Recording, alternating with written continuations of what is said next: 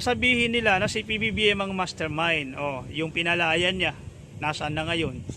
'Di ba? Nakakulong ngayon ulit. At hindi lang 'yun, pati yung nagpalaya nakakulong din. Ang lupit ni PBBM, 'di ba?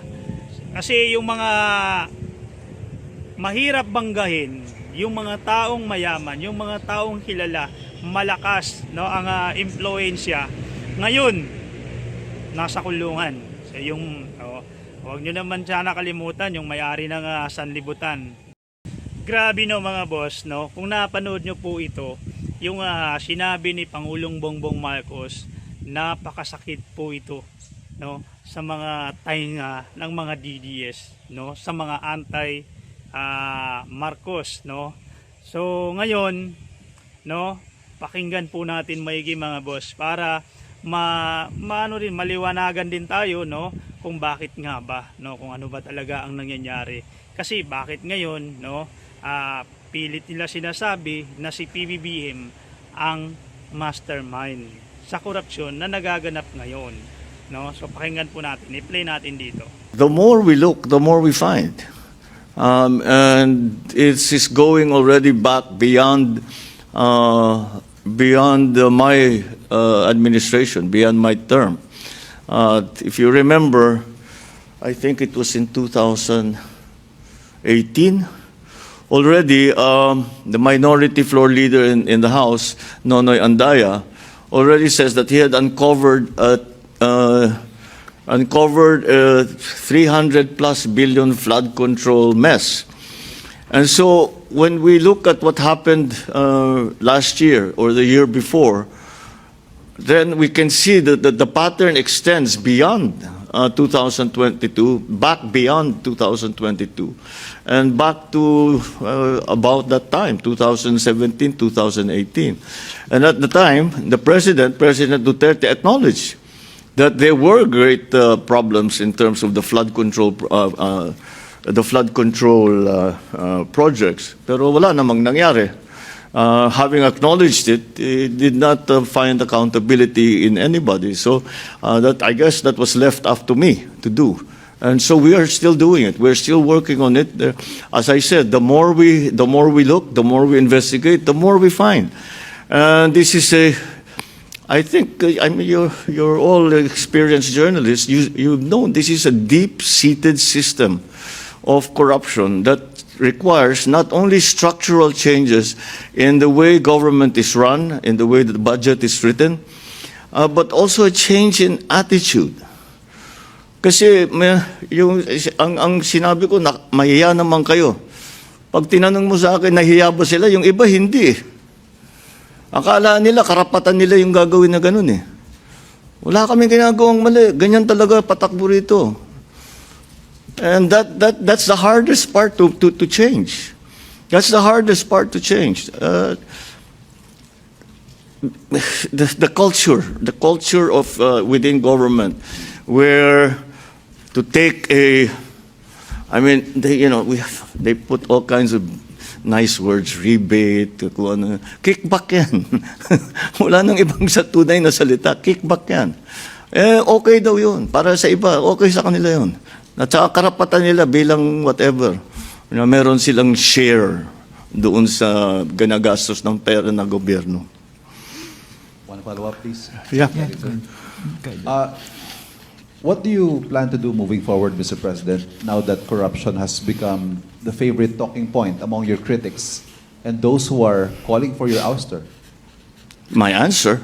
My ouster. My ouster? Yes. Binabalik po nila sa inyo ito. From critics. Yeah. Kung hindi ko sinabi yung sinabi ko sa SONA, wala tayong pinag-uusapan na ganito. I'm the one who exposed all of this. And I'm the only one that has started to do anything about this. Bakit? Ang mga nakaramba na Pangulo, may nakita ba kayong ginawang ganon? Meron ba silang kinulong? Meron ba silang finish na account? Meron ba silang mga investigasyon na ginawa? Wala. Sa akin lang. Tapos sasabihin, ako daw ang may kagagawan. Kung talagang racket ko yun, ba't ko sisirain yung racket ko? Di ba? That makes absolutely no sense. So, Mr. President, selective justice. I'm sorry? Selective justice. What about selective justice? Pinipili lang daw yung mga kinakasuhan, yung mga iniimbestigahan. No, from the time that we formed the independent commission, sinabi ko, we'll just follow the evidence. And we'll continue to do that. Thank you, Mr. President. The next question. Ayun, 'di ba? Napakaliwanag, napakaganda ng sinabi niya, no?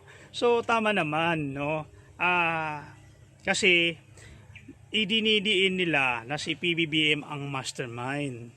Pero kung balikan natin nung panahon ni former President Duterte, no, na kung sino-sino ang mga nagsiwalat tungkol sa korupsyon, no, si Kong Andaya. Si Kong Andaya noon, kasama niya si ng panahon na yon, no, congressman pa rin si Senator Marcoleta ngayon na congressman noon, na kung saan katabi niya at sinasabi, no, sinisiwalat ni Kong Andaya, no, sa press conference na kasama niya si Marcoleta noon, no?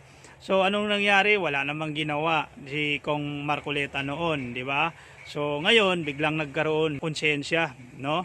Sa panahon ni PBBM, no? Ewan ko kung ano ba 'yan, no? Konsensya ba 'yan para sa taong bayan o para sa pangsarili lang, no? So dito kasi kung tignan natin, hindi lang po si Kong Andaya ang nagsalita, nagsiwalat kung sino-sino ang mga korap sa panahon ni former President Duterte, at pati si Senator Pacquiao noon, no, na kung saan naalala niyo ba yung hinamon pa ni former President Duterte noon si Pacquiao na ilabas lahat ng mga pangalan, no, 'di ba? At hindi lang po si Senator Pacquiao, meron pa na isang doktor, no? At marami po ang naglabas, no, ng nagsalita tungkol sa korupsyon na nangyayari noon panahon ni former President Duterte, pero walang investigasyon na nangyari, di ba? So totoo naman yung sinabi ni PBBM, no? Kung natatandaan nyo, di ba, nung panahon ni former President Duterte, meron pang itinatag, no, na fact, no, yung PACC, na kung tawagin ay Presidential Anti-Corruption Commission. So, kung natatandaan nyo, yan ay ginawa nung panahon ni former President Duterte na itinatag niya, no, para sa mga sa mga corrupt, no.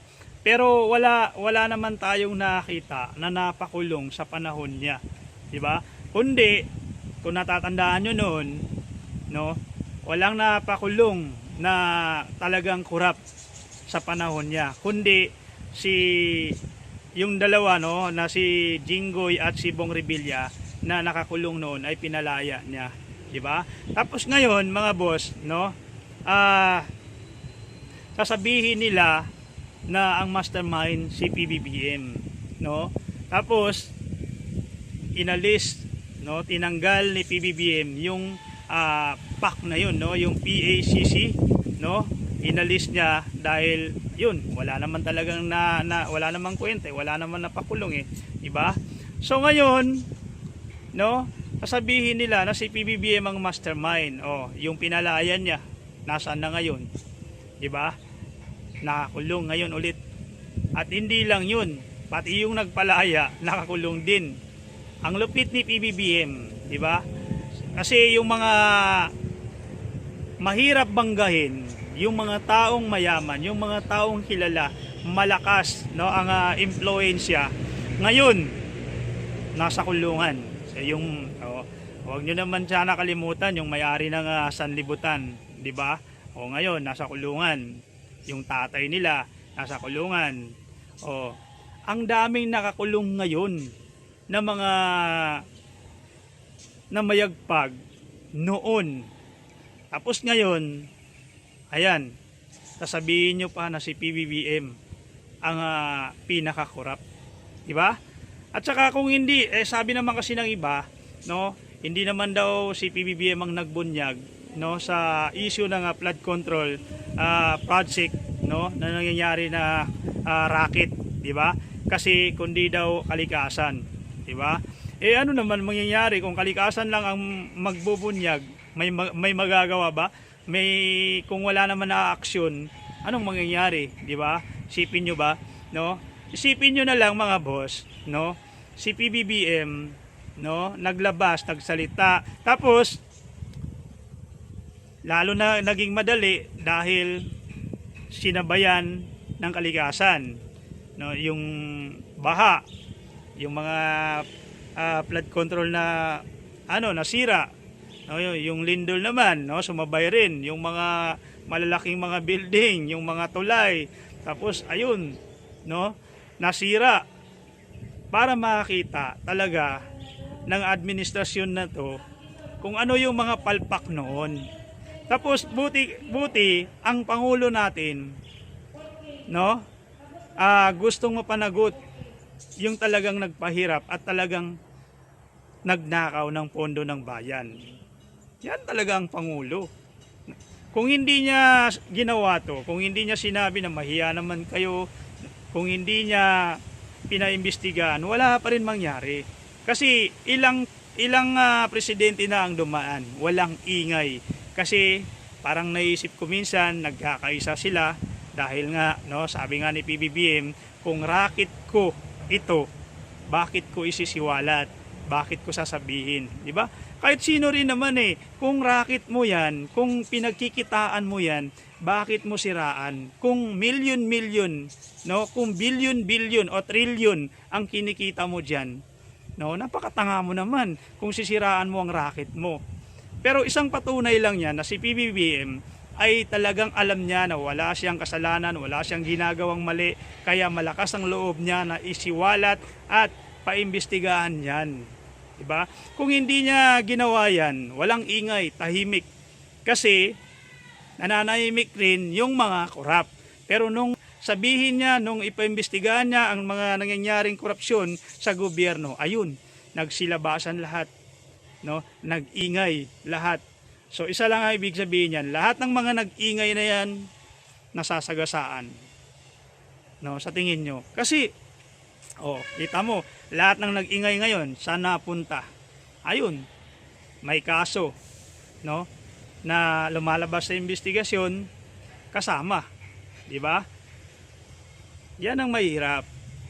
Panay sabi nyo kay PBBM ang mastermind. Kahit na alam, kahit na nakikita natin, no, na talagang si PBBM lang ang naglakas loob na labanan ang korupsyon sa gobyerno. Kasi sabi nga ni former President Duterte, akala ko presidente ako, no, nakaposisyon ako sa mataas, akala ko kaya ko ang mga nangyayaring korupsyon sa gobyerno. Hindi pala. Kaya umanap kayo ng isa pang Marcos.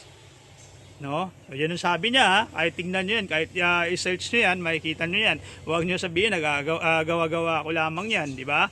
So, dito kasi, sabi ni PBBM, di ba? Kung hindi niya ginawa, kung hindi niya in-expose, so wala sanang ingay ngayon, di ba? Walang ingay. So, yun lang, no? Ito kasi malaking example para sa inyo, no? Halimbawa, sumakay kayo ng jeep, no, marami kayong nakasabay na halos puno na, tapos sumakay ka, tapos umutot ka ron. Kaya mo bang sabihin na ikaw yung umutot? Di ba hindi? Kasi nakakahiya. Di ba? O ganun lang yan.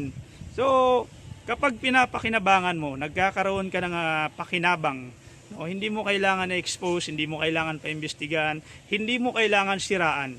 No? Pero ngayon, nakikita nyo naman, ang lakas talaga ng Pangulo natin dahil malakas ang loob na sabihin ang lahat dahil alam niya sarili niya na hindi sa kanya ang punot dulo na nagsimula at alam niya sarili na siya ay malinis, no, hindi katulad nyo.